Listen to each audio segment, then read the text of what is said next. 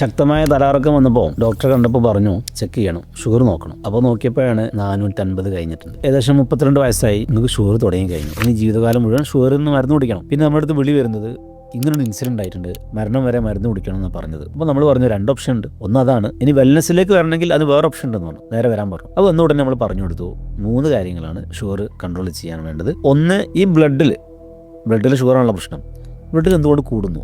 ഒന്ന്, നിങ്ങൾ കഴിക്കുന്ന ഡയറ്റിൽ അതിൻ്റെ അളവ് കൂടുതലാണ്. അപ്പോൾ ലോ കാർബായിട്ടുള്ള ഹെൽത്തി ഡയറ്റ് അത് ഏത് ആൾക്കും അവൈലബിൾ ആണ്. എല്ലാവർക്കും അവരുടെ നാട്ടിലുള്ള ഫുഡ് അനുസരിച്ച് മാനേജ് ചെയ്യാൻ പറ്റും. അത് പഠിപ്പിച്ചു കൊടുത്തു. രണ്ടാമത്തത്, ഈ ബ്ലഡ് എന്തുകൊണ്ട് കൂടുന്നു?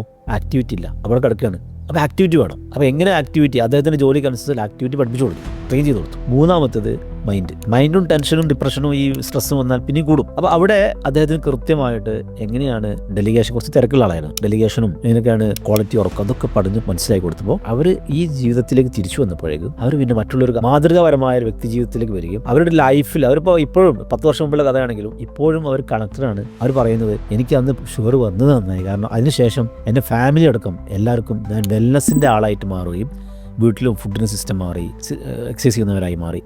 അപ്പോൾ ഈ വെൽനെസ്സിലേക്കുള്ള തിരിച്ചു കൊണ്ടുവരാൻ സാധിക്കുക എന്നുള്ളത് വലിയൊരു സന്തോഷമുള്ള ഒരു കാര്യമാണ്.